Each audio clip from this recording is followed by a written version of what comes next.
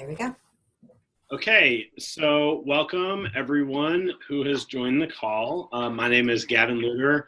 I am director of Wisconsin Campus Compact, coalition of colleges and universities trying to advance the civic mission of higher education to build people's capacity to do better community engagement work in higher education. Let my colleague from Illinois introduce herself. Well, I'm Natalie Ferlette from Illinois Campus Compact, and we have the same mission in Illinois. So Natalie, do you just want to give us a quick overview of Zoom and right. standard practices of that? Everyone should have come in and we're automatically muted. If you have questions, there's a couple of options. It's up to Sally if she wants folks to interrupt her and ask questions, or we have this handy dandy little chat feature that a couple of people are already using. So you can always type a question in there and Sally will have access to that to answer your questions then. Otherwise, we are recording, so this will be available online, and we'll also include the PowerPoint when we put this on our website. Yeah. So thanks a lot, Natalie. And I think in talking with Sally, the convention that we're going to do is just have people, as they have questions, just put them in the chat box while the presentation is going on, and we can kind of raise them. Myself and Natalie can kind of raise them as they're pertinent. And then at the end of the time, you can feel free to unmute yourself if there are other questions and dialogue that we want to have back and forth. So we really appreciate everyone taking their time. Just to give a little bit of a setup for this call, I had a college up in the Northwoods of Wisconsin here. It's called Nicolet College, and they've been recently embarking on some kind of a journey with the Potawatomi tribe up there. And they said, we're looking for different ways and ideas of how to make this kind of a respectful partnership. And I kind of put the call out to a couple of my colleagues, and we ended up finding Sally as someone who used to work at University of Montana, who did a lot of work with Native and Indigenous people. And so we kind of set up a call to kind of see what interest there is out there in terms of people in higher education who are doing community engagement with Native and Indigenous populations and how to do that in a respectful way. So it seems like Sally has been doing that with a good part of her career. So I will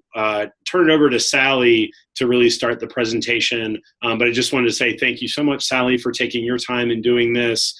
Really appreciate your willingness to let us have this be recorded, and looking forward to hearing what you have to say and the ongoing discussion afterwards. And I also did want to say thanks to everyone who, if I had contacted you earlier about some additional information about your experience with Native populations, and even on the registration form, everybody put different questions that they might want to have answered.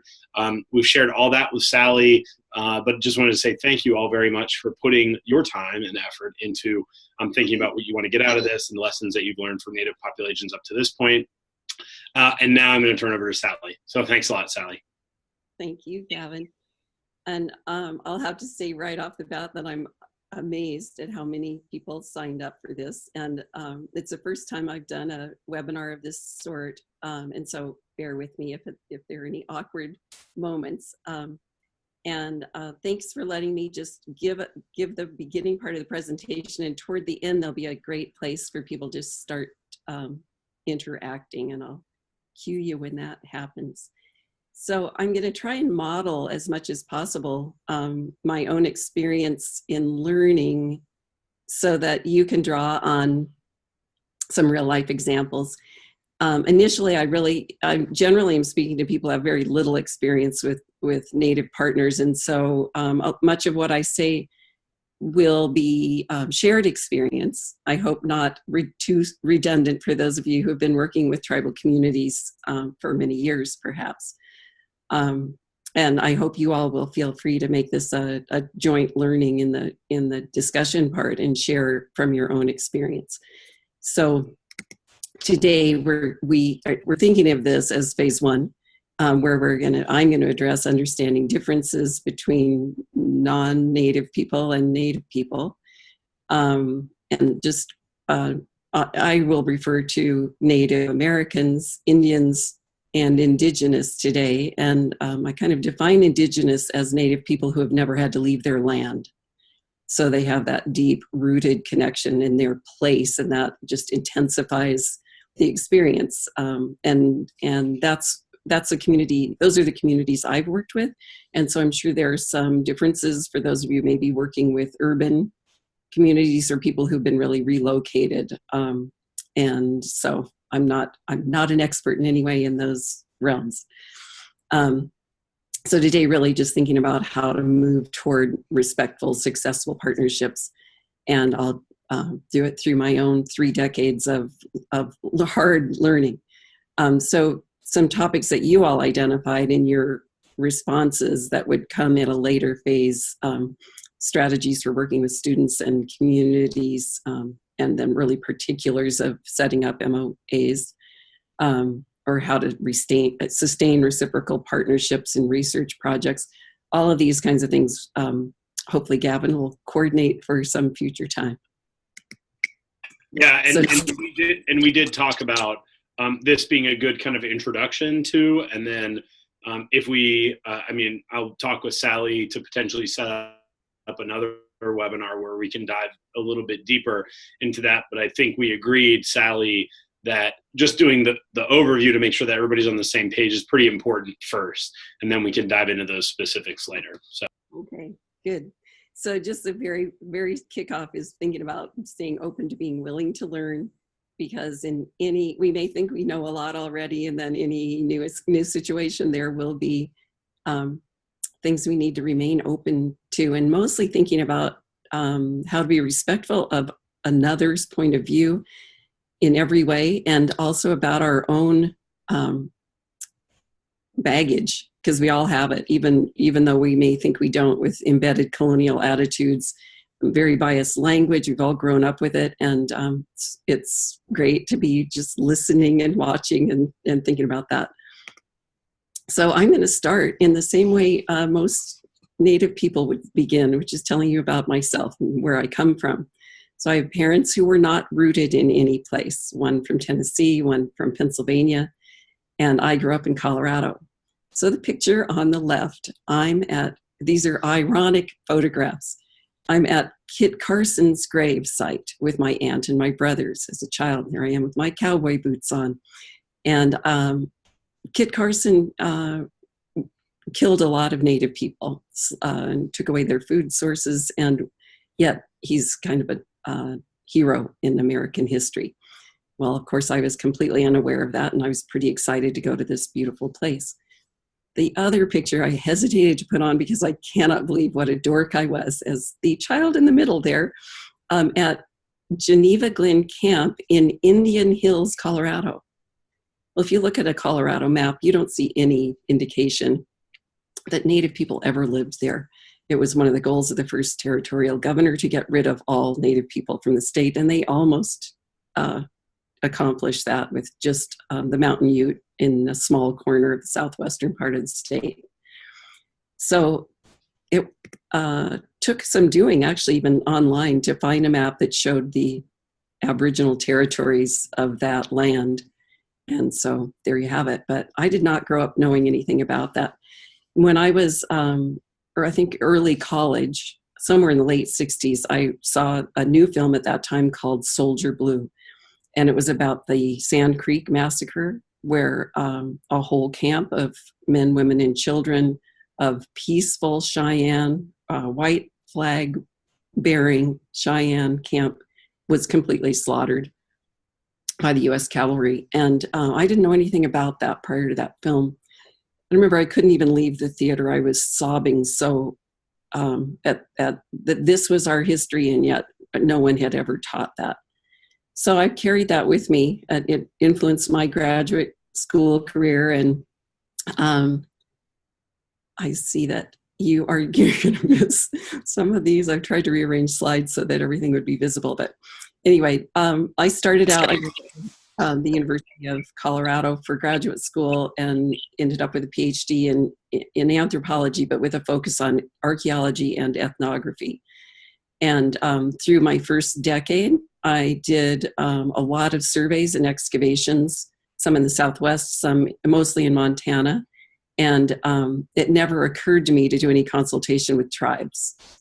It wasn't yet required by law to do that, or at least not in any kind of enforced law. And even though I had the background in ethnography, most anthropology schools at that time would have been teaching a very disconnect between the two. So unless you lived in the Southwest where there was some established continuity, it was kind of assumed that whatever we were digging, unless it was 19th century site, was probably not the same as the people who lived or claimed that territory. So I'm not proud of this, but that was the way we did it at that time. Sally, let me just interrupt and say that if people do want to move their little tiles where the faces are, people can actually move that around, kind of like a window, if you can't see a picture or something like that, just so you know that Zoom does that function. So okay. Sorry to interject. Oh, that's good. Okay, so in 1986, I was invited to give a talk in the Bitterroot Valley. It was Archaeology Week in Montana, and I was asked to give a talk on the prehistory of the Bitterroot.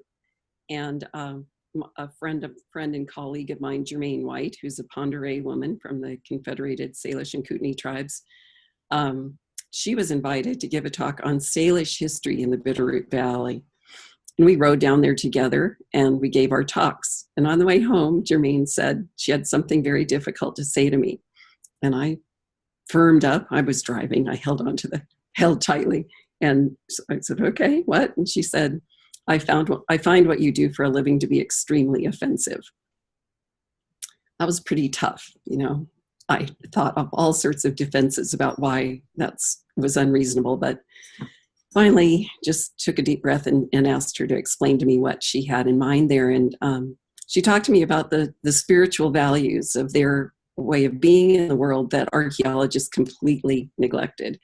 And not only, you know, I never excavated human grave sites, but she said, I'm talking way beyond that. You know, I'm talking about where you assume something might have been lost or thrown away. Maybe it was placed there for a purpose at a particular location, and that was important to us for it to remain there.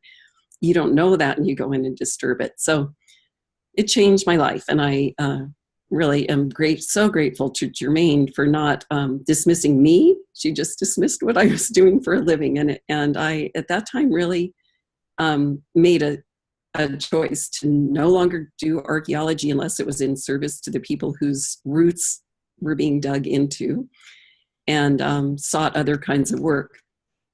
And fortunately, really good work started coming my way right away. So the three projects that we're going to look at today a little bit are Taos Pueblo, doing water rights work for them, doing a Blackfeet ethnographic study at the edge of the crown of the continent, or the backbone of the world, as the Blackfeet would call it, in the mountains of Montana, Badger Two Medicine drainages, and then the Clark Fork River study for the Confederated Salish and Kootenai tribes. So at Taos Pueblo, 1989, awkward beginnings. The first meeting was held in a gas-lit room at the Pueblo, where the old men sat around the outer bench in the cotton blankets, like the fellow next to me there, and the lawyers and the tribal governor's office people and war chief's office people sat at a central table, along with the group of us that were there to work with them on water rights. And I was asked to stand up and tell what I was there for. I was the only woman in the room. I felt incredibly self-conscious the more I spoke, because no one looked at me. So everyone looked down. And I then, you know, in the way dominant society in America is raised, we do a lot of head nodding or frowning or whatever to encourage or discourage what's being said. And so to be in a situation where that's not happening can be extremely disconcerting. So later, one of the Water Task Force people mentioned to me that they do that intentionally because they believe people should be able to say what they need to say without that kind of input. So had I known that when I went into the situation, I would have been more sure of myself and probably would have done a better job. I was probably bumbling by the time I finished that presentation. So these elders in the photograph are the ones that were called in to give their oral histories that would help with the water case. And I asked if they had a story of the first ditch, how they came to know how to irrigate their land. And I was told a story about two dancing eagle tail feathers that showed the way. And I probably had to contain my eye rolling. You know, I had come out of graduate school where we really kind of dismissed oral histories as quaint myths, not to be taken seriously. And I'm sure I felt that way. I know I felt that way about this story. Well, then I had our remote sensing person look at the aerial photographs of the irrigated lands on Pueblo land, and he pointed out the place most likely to have been the first, or you know, some of the early ditch systems and habitations. And when we did the research on that, it turned out that was the same ditch that was being discussed. And there is sort of a magical element to that ditch in that it looks like it's going uphill. So maybe feathers were moving along that water course and it allowed people to understand how to move water. But that was a 1,000-year-old story. So that was the beginning of my learning and trying to unlearn my attitude about tribal oral history and to understand that there is incredible depth to the histories that are kept alive. And they of course, they have myths just like we do, and they have folk tales just like Europeans do. But they have history in the same way, and perhaps more secure history than one that becomes written. So the next, one of the elders told me about that they had been given this gift of a perfect place to live, and that they have an ongoing responsibility from their original covenant with the Creator. That really struck me. And now I've heard that time and again from tribes all over the country. This memory of the original covenant, kind of like Eden, and taking care of the foods that provide for you. It's a reciprocal relationship. And for them, it's ongoing. If you've never been cut off from the place that you were gifted, then you've never lost those commitments. So one of the men on the water task force, so some younger men were the ones who actually were out in the field, helping us.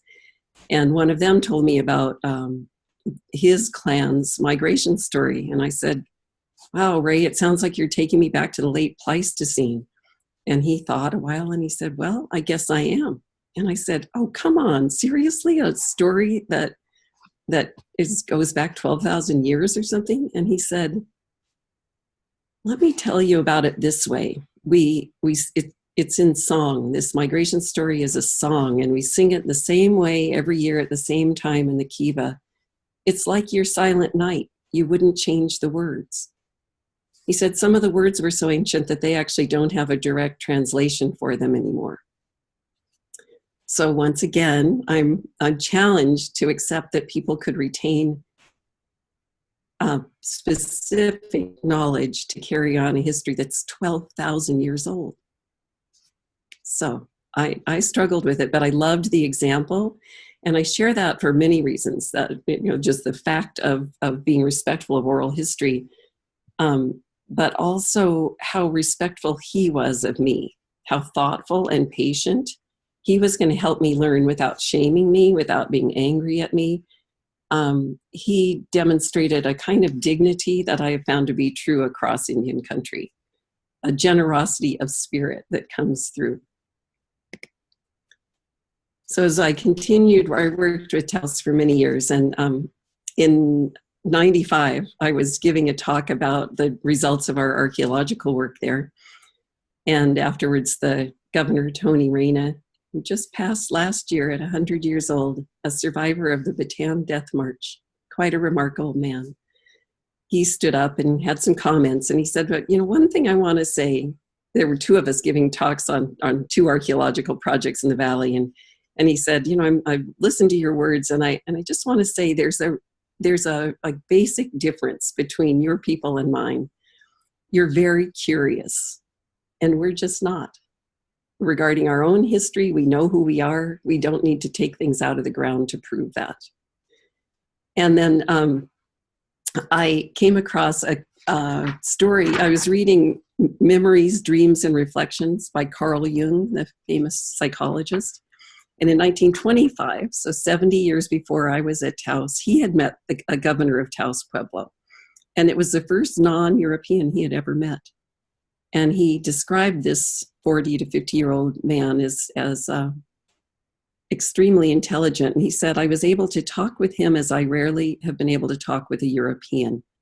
In talk with a European, one is constantly running up on the sandbars of things long known, but never understood. With this Indian, the vessel floated freely on deep alien seas.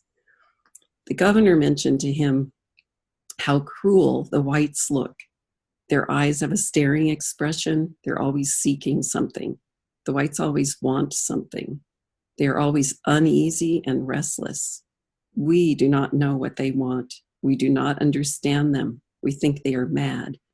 So Jung said, why do you think they're mad? And he said, because they think with their heads.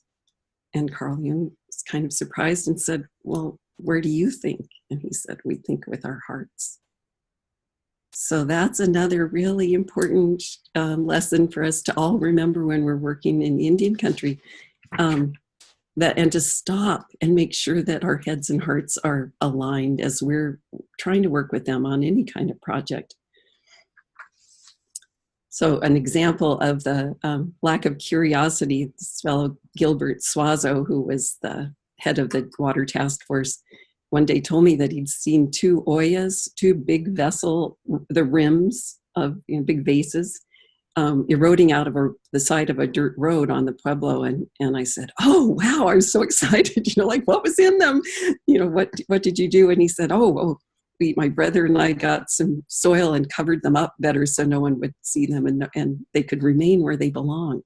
So we had a conversation about that, and I tried to understand, but at that point I was fully, engaged in the world of curiosity. So with each of these examples of different communities I worked with, I'll just to pull together some summaries of that, and then we'll get back to this at the end. But to know oral histories are to be believed, and to there's different ways of perpetuating truth, and perhaps our written version is not the best. And then to think about what is truth. Is it proved by five senses and evidence of the science world, or does truth reside in lived stories? Or is it somewhere in between, or both?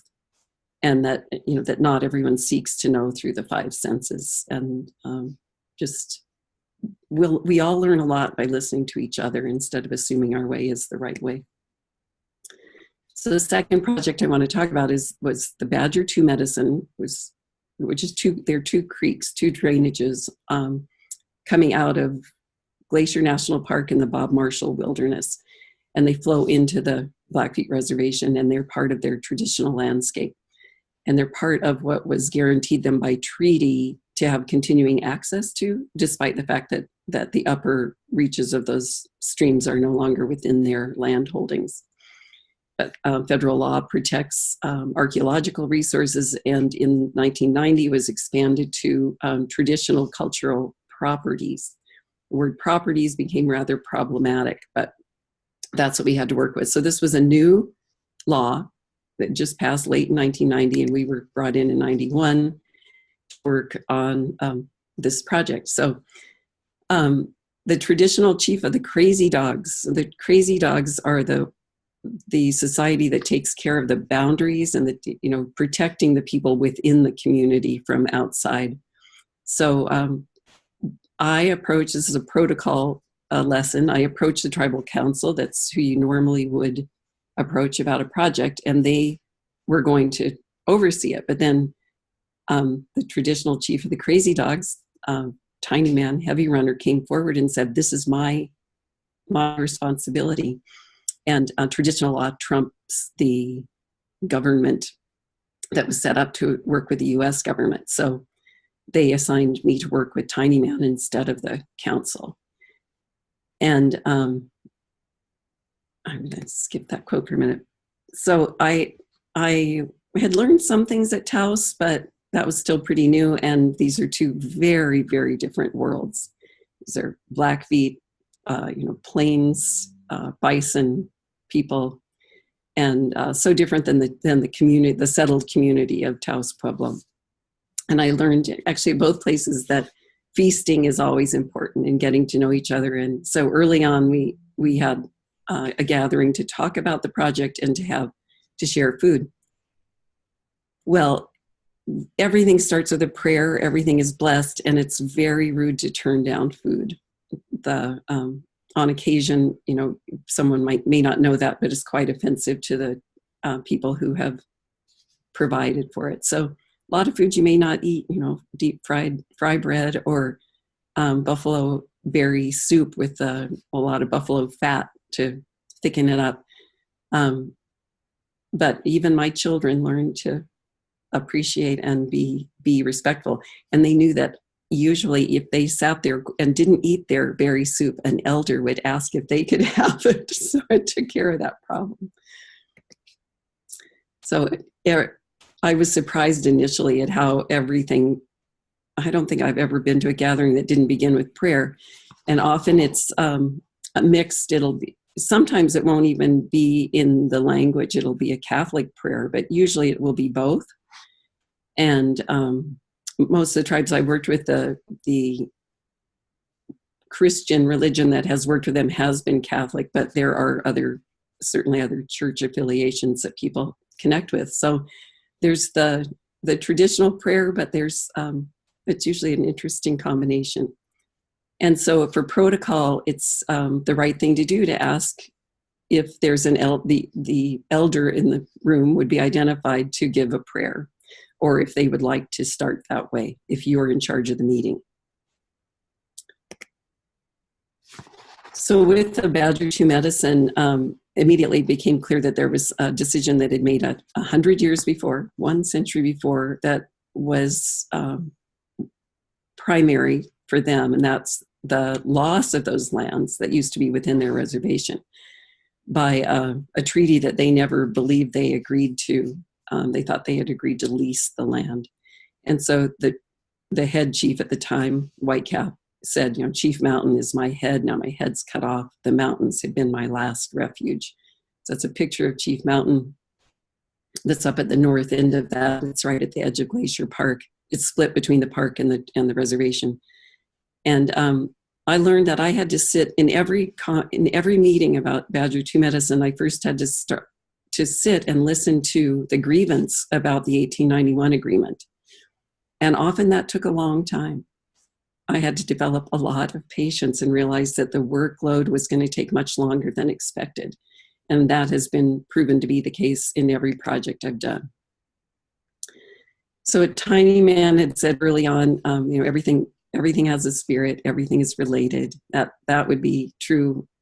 That's an indigenous worldview. And he said, sorry, I thought I had that off.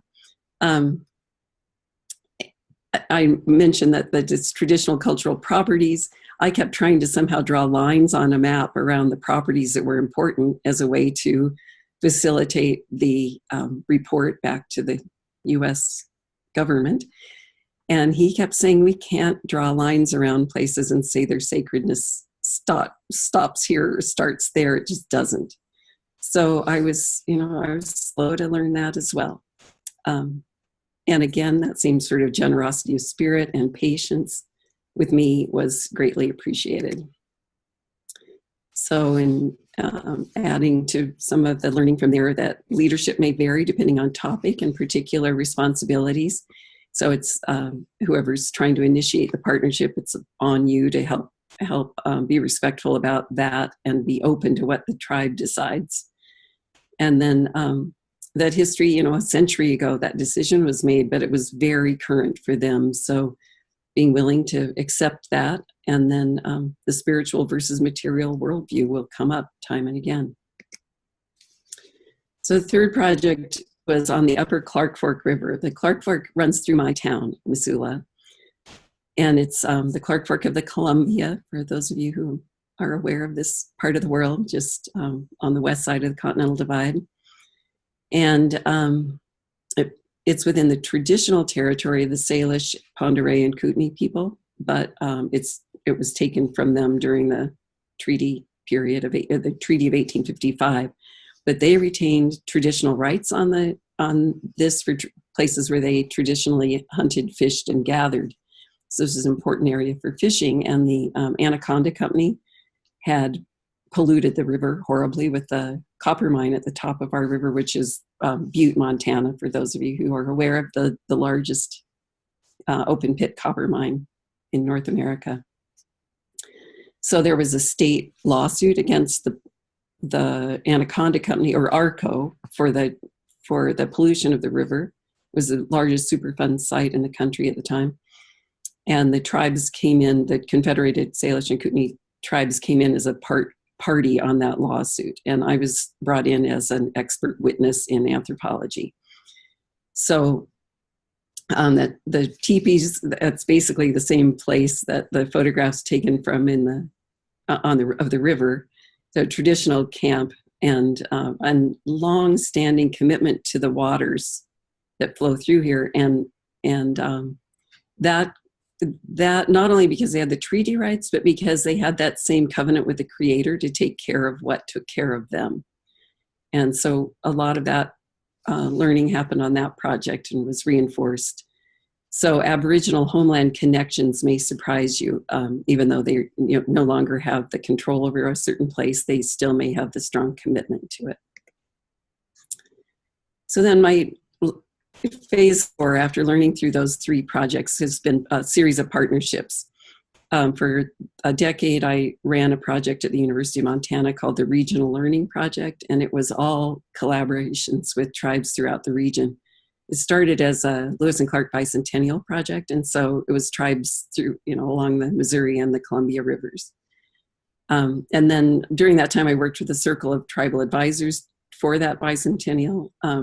And so I got to get an overview as they worked through their own healing and storytelling for that historic event.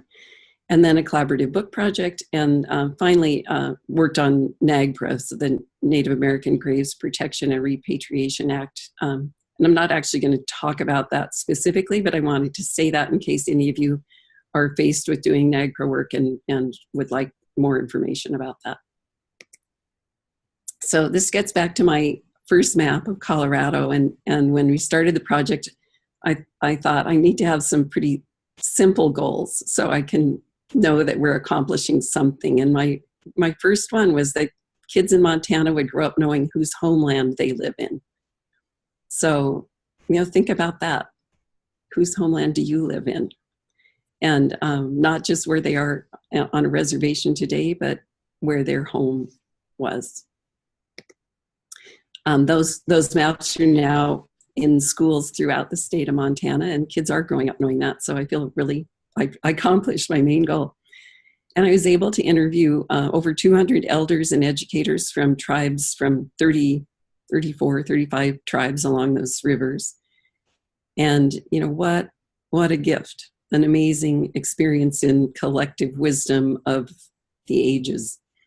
And most of these elders are gone now, and they were some of the last speakers of languages. We're talking about tribes that have, maybe two to 5 people left that are fluent speakers. And so language just came up again and again as something so important to them to continue.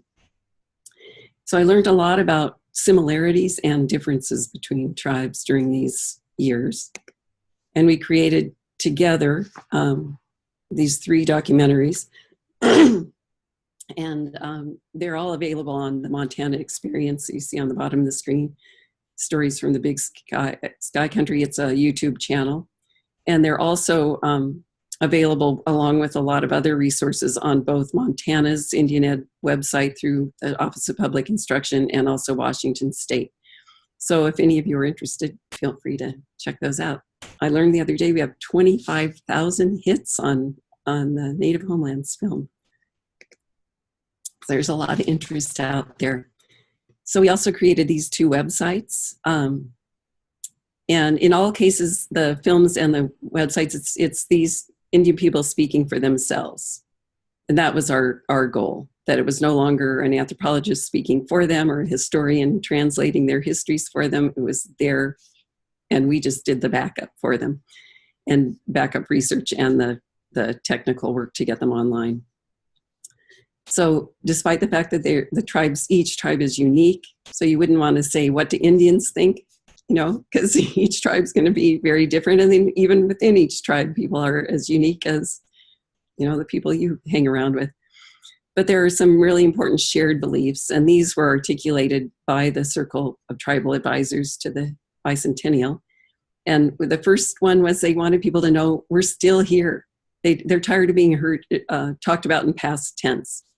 They don't want to read about what they used to believe, because they still believe those things, and that their languages matter, that they're defined by their families, clans, and tribes, and they want people to understand and know that, and they value those cultural attributes.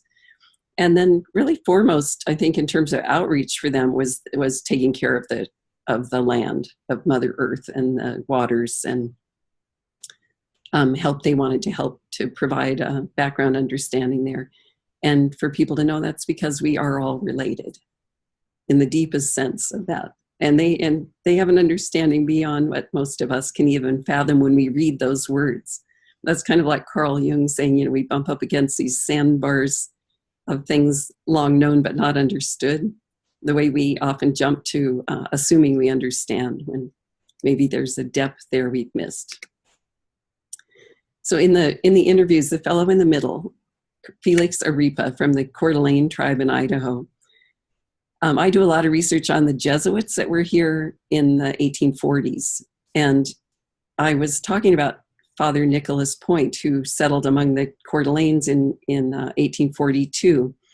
And Felix said, my grandmother was baptized by Nicholas Point. And I remember doing a double take, thinking, well, wait a minute. That's 170 years ago. And he said, I knew that grandmother. She lived until I was 5 years old. So something I had been treating as really old history, here was a man who knew his own grandmother, who was baptized by the man whose work I read. And that really changed my sense of time and understanding that I needed to be more present with the past because they were. So for us to be really communicating, I needed to be able to be with that point of view. So 100 years isn't so long. And that I've reviewed all this. Collaboration, though, is essential for success. These, for these films to have 25,000 hits, it's not because of what I did. It's because of the voices they're getting to hear and see. And we have all those films in those schools for the reasons of changing people's hearts and minds about the people we share this land with. So the book project that I want to talk about, and I'll try and hurry this up. Glacier National Park hired me to write a book about, so people would know that Glacier was occupied by people before it became a park. And the plan was that I'd review all this material, like the archaeological evidence, place names, maps, archival reports, photographs, and visits with elders. And reading ethnographic work from the past, and then there would be this book. Well, what's wrong with the premise of the book? I asked you that rhetorically, but I'm hoping that you're like, boy, was she dumb. So the project wasn't going to happen the way the park had envisioned it. So instead, we decided we were going to do some kind of collaboration, and that was the only way the tribes were going to participate. So we had a gathering of the Kootenays, or as they call themselves in Canada, where most of the bands reside, the Tunaha. We gathered at Flathead Lake at a traditional camp on Yellow Bay. And elders told stories. Many of them spoke in their own language, and they talked about what they wanted to have this book be about. And then on the east side of the mountains, so the Kootenays are on the west side, the Blackfeeters, the ones in Montana, call themselves the Amskapi Pikani. raised a painted lodge and invited people, bundle holders from the four directions, so the religious leaders of the community, to come and start this off in a good way and to discuss what they wanted the book to look like from their point of view. And it was very interesting to me that people from both sides basically wanted the same thing. And these are people who've had a rough relationship through the years. I mean, they could be thought of as traditional enemies, but they both agreed, you know, the relationships are what matter. They liked the concept that we would tell the story through their seasonal round in and out round the park, and to focus on the songs and the stories that hold the people to their homelands. Weave a web of relationship throughout the area.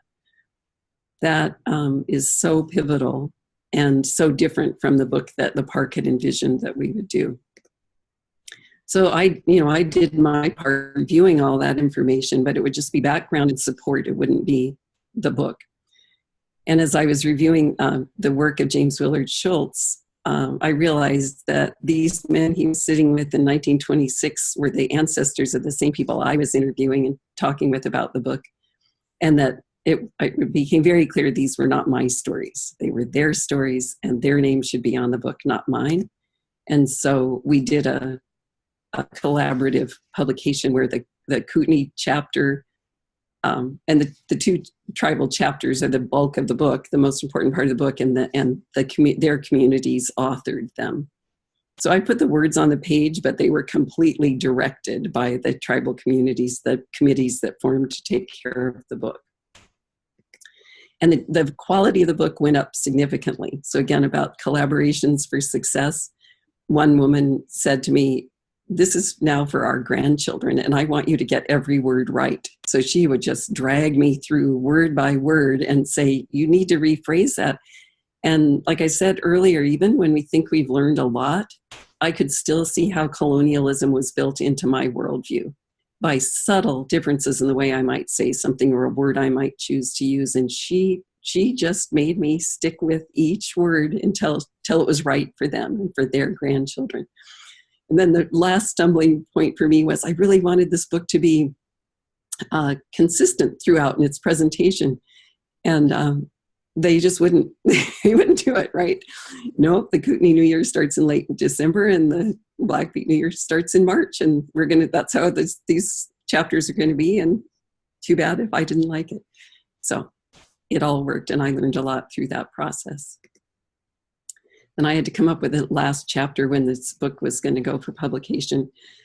And at first I didn't know what to do because it felt like I didn't want to be the anthropologist doing some kind of summation and, putting myself in there that way. So it occurred to me this book was about the 19th century, but that goal of theirs to say we're still here and we still value what we know could be what we would do in the last chapter. So it's about continuing traditions like Pauline Matt, a Blackfeet plant gatherer, medicine woman, out gathering as she learned from her grandmother.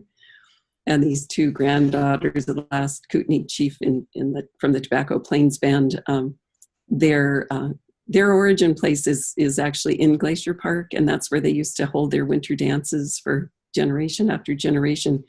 And when that became Apgar, which is a campground at Glacier, many of you might have been there, they couldn't go there anymore starting in 1910. And so they do their winter dances in that roundhouse behind these women, where they live in Elmo, Montana, on the shores of Flathead Lake. So traditions continue. They've had to adapt, but they're still there. The Badger Creek has the Medicine Lodge. They don't call this a Sundance of the Blackfeet. They call it the Medicine Lodge, and their word for it is the Okan. And that's a great revival for the Blackfeet, where history took it to a place where it was almost gone about 100 years ago. And I think last summer there were 3 medicine lodges in Blackfeet country last summer. So from that last section, relationships are what matter, and they hold these essential values despite so many losses through time. So I think in terms of new information, that concludes it. And I wanted to then, we could open up this part to discussion and maybe questions as they come related to this.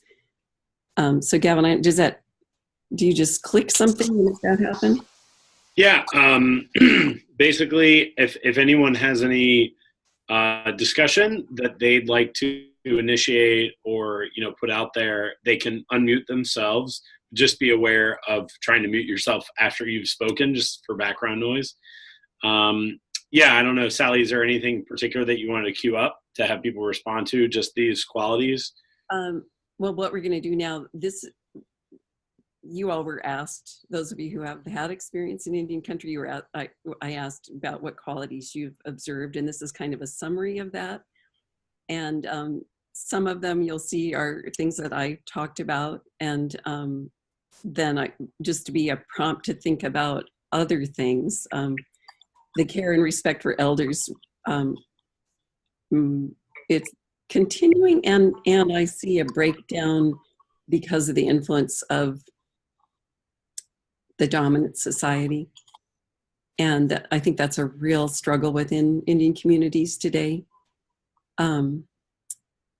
It really, in every way, things are challenged probably throughout American society, no matter what your ethnic background is, that we're challenged by a world speeding up and values that are being disseminated without the sort of family community support that people used to experience. But in this case, like dedication to cultural preservation, whether it's language or traditions, very strong and a resurgence, not just with the elders, but with new generations of young people seeing the value of the way their ancestors lived and their practices. One of you mentioned storytelling being such a strong part of their world, and that's the reason I've chosen to address this the way I have. Telling you my own stories, because I've come to learn that that's a more powerful, lasting method for me to learn. And I hope you'll remember some of these through the stories that you might not have if I had just been providing lists. So I've modeled what I've done pretty much on the values I've learned working with Native people.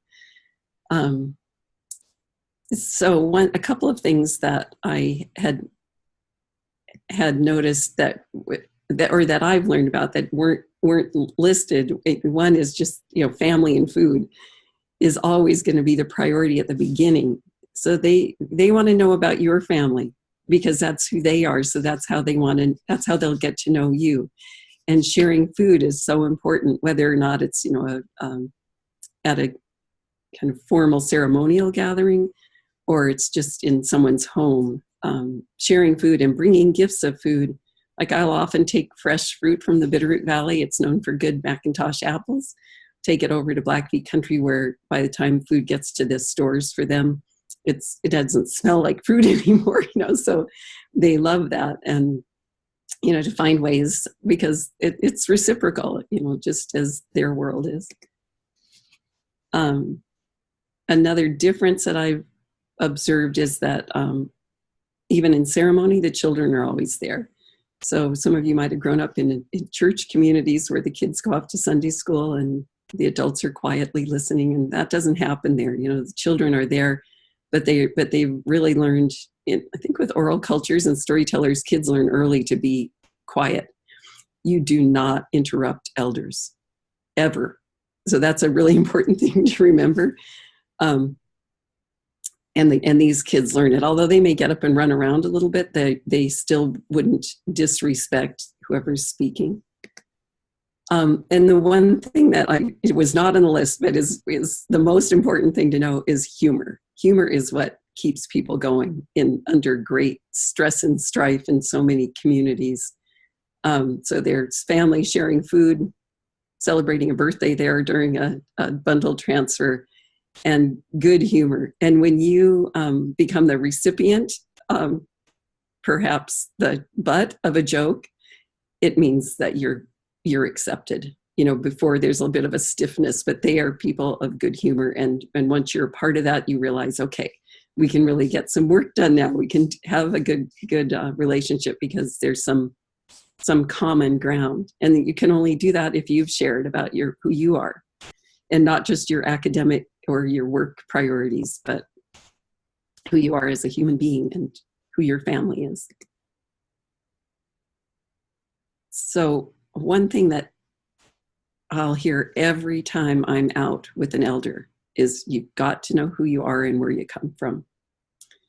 And so that underlies everything for elders. Like they fear that their children are becoming lost souls because they don't really know, they're not rooted in who they are and where they've come from.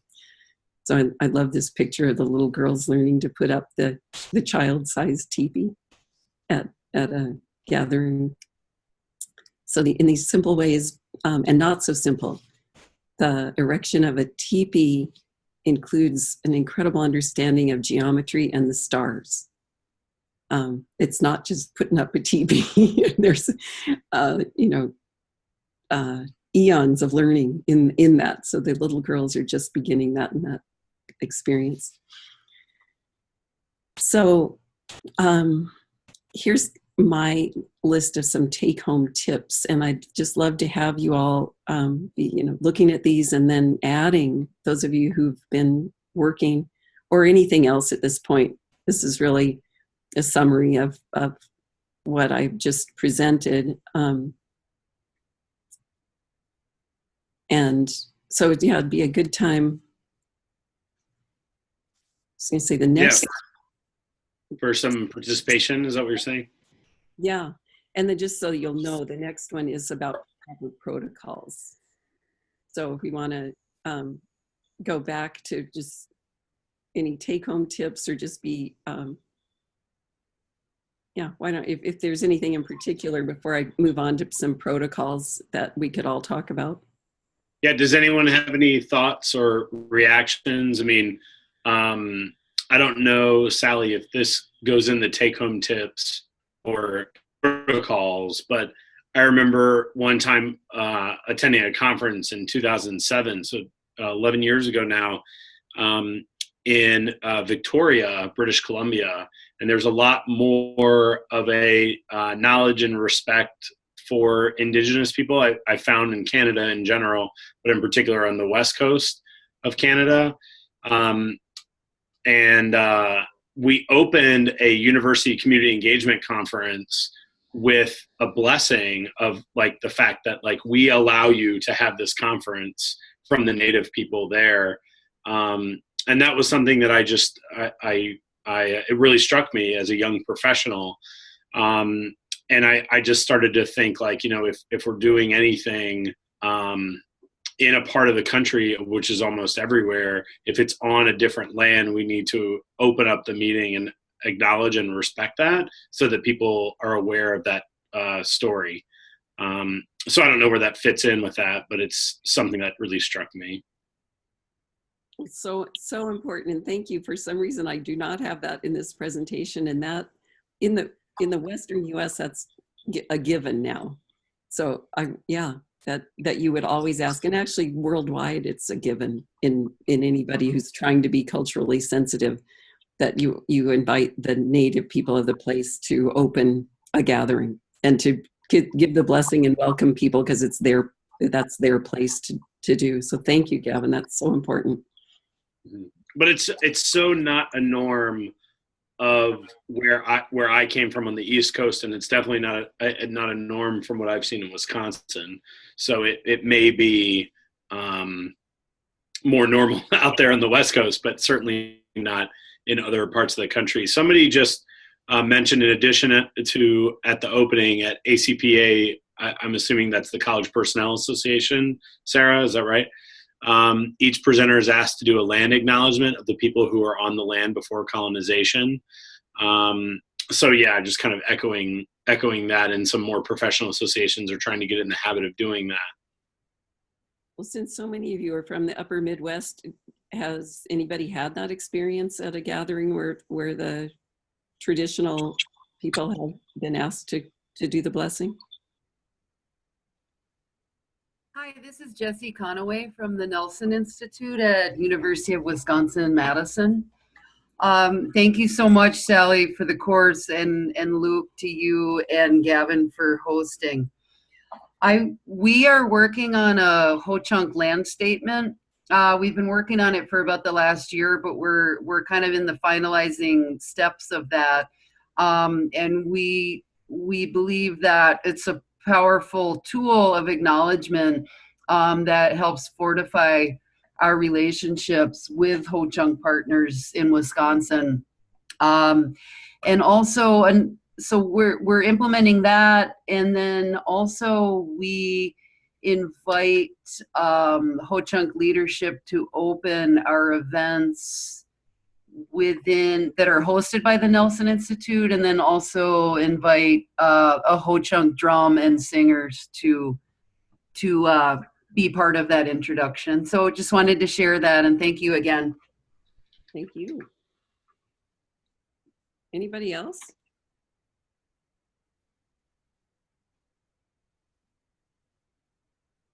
Well, Jesse, thanks for modeling and setting a tone for that to be learned by others and spread throughout the region. And noting how it's the beginning of a respectful relationship, and it is a way to show your commitment to understanding and to being respectful of their deep histories there. I had a Blackfoot elder one time say to me that he was talking about their language and how it was like a full encyclopedia of millennia of this relationship of people to land, and in Native American languages, and really I think maybe worldwide, they're verb-based languages, and so understanding the concepts of we are all related, and everything's alive, everything is a spirit. That's so much easier to understand in verb-based languages because everything is moving and connected. Where English is, person, place, or thing, very noun-based, very static, and it's easier to understand the world as like Descartes, that you could split up everything, sort of like the way we teach in segments and subjects, and that's not at all the way Native people think if they speak their own language. And he was talking about how Blackfoot has been spoken in the Northern Plains for thousands of years, and to lose the language loses that deep knowledge. And it's like burning a library of 10,000 years or something. And so to begin, to demonstrate that you understand that by saying we would like you to be the ones to welcome us here, and then we could begin to learn from your deep connection to a place. Important step.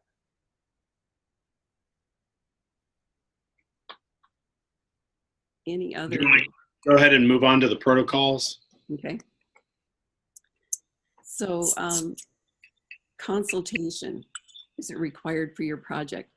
If it's a government to government project of any sort, then of course it's required that you go to their tribal council for permission or to find out how to run the project. University to university, college to college, that may be something that you want to figure out how you go about. Are you consulting on it, or it's something you are, just how to go about that? And that, let me know if you have questions about it, but it's just something that would come up. Then that, their leadership system might be multi-layered. You're going to do your best to approach the head of the tribal council to learn how to go about this, or talk to people, colleagues who could help you, so you approach them in the right way, in the most least cumbersome and most respectful way. Let them tell you who's in charge and who the experts are. As you're beginning a project, to find out about gift giving, because it will be a part of their culture, and good to know that and to participate appropriately. Let them tell you what they want to be called. Like Jesse was talking about Ho-Chunk, there might be people who, grew up thinking of them as Winnebago, and, you respect what they want to be called. Because, names are all, so often they're misnomers. They were all applied by other people. And so it's respectful to, like in Montana, the Grovant tribe, they still go by Grovant because that's just what they've been known so long, but it was a misnomer from the fur trade era where the sign language sign was people of the falls, and the French fur trade people thought it was Big Belly, so it became French for Big Belly, Grovant. They call themselves A'aninin, which means upright person. So huge difference. They go through the world now as big bellies. Treaties may not matter to you, but they certainly do to the people who sign them, and they should matter to all of us. But there's been a lot of disrespect and disregard in that realm, and so you may have to sit through listening about the treaty history to make sure you understand it. So be patient and listen. In general, Indians do not interrupt, and they don't point. So try not to do this. You'll notice, especially Navajos, I know is in particular, but I think this is wider spread. They'll point with their lips, but finger pointing is considered rude in a lot of communities. And then again, in general, Indians are kind, generous, and forgiving, as long as you're showing sincerity and respect. A couple other things that thinking about getting started with a project, go in person or pick up the phone. Don't expect people to respond to an email. These are still oral cultures. It may not seem like it, but that's what it is. Wait a minute, Sally. I was with you until you started mentioning that I can't just email, you mean? I have to actually go somewhere in person? Yep. I'm kidding. Yep. Oh, so many terrible mistakes this way, actual serious consultation saying people had done their due diligence because they sent 3 emails and never got a response on critical land issues or something. And it's like, oh no, just so bad. But it's our world, so it's kind of hard to remember sometimes. When you're planning a project, expect the process to take 4 times longer, 10 times longer. I mean, it's going to take a lot more time. The outcome will be that much greater. It'll be worth it, but don't expect to be able to hurry through, because you're going to have to do all the same stuff I just did here. You're going to have to be present and slow down and be human beings first, and then you can get your work done. Anybody want to jump in with any examples from getting a project started or questions?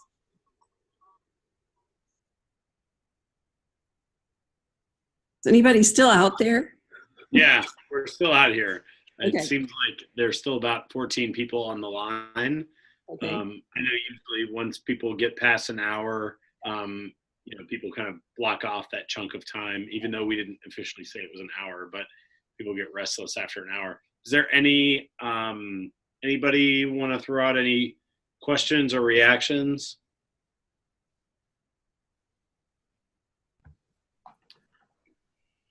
Hi, this is Jessie again from UW-Madison.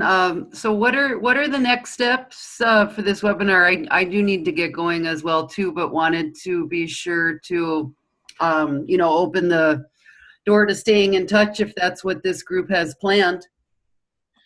Yeah, I mean, as far as I'm kind of thinking about it, we would plan another webinar with Sally to talk about some of those more advanced kind of dig in type topics. And then, it's also possible, I know Minnesota Campus Compact has a group, they have communities of practice that they put together every year. And it's always possible that if there's a lot of interest from people out there, that this kind of, respectful partnerships with Native and Indigenous communities could become a year-long community of practice. And Sally, I haven't talked to you about that at all, but I'm talking about how you could be kind of an ongoing guest in that group. So that's one kind of formal way. But the other kind of more simple way would just be doing a second part of the webinar, and I'll be sure to let everybody know who registered for this one about the second one, and then you all can register and do that again. So that, as far as I see it, Jesse, those would be the next steps for me.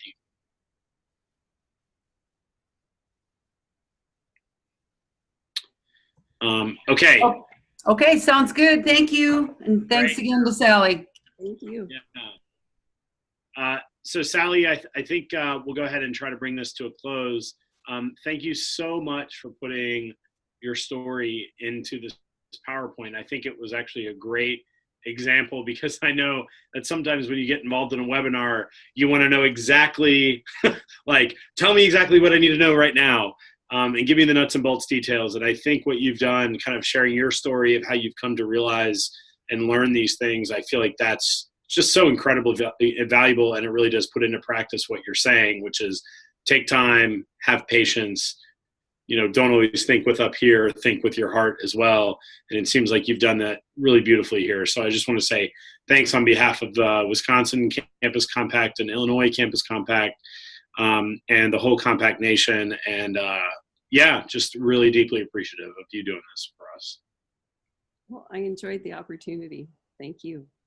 Yeah, thank you. Okay, and Sally, I'll be in touch about next steps. Everyone, we'll send out the recording and the PowerPoint as soon as possible. I need to get the PowerPoint from Sally, and we'll go from there. But thanks again, everyone. I hope you have a great rest of your day. You too. Yep, bye-bye. So Sally, yeah, thanks a lot. Really, really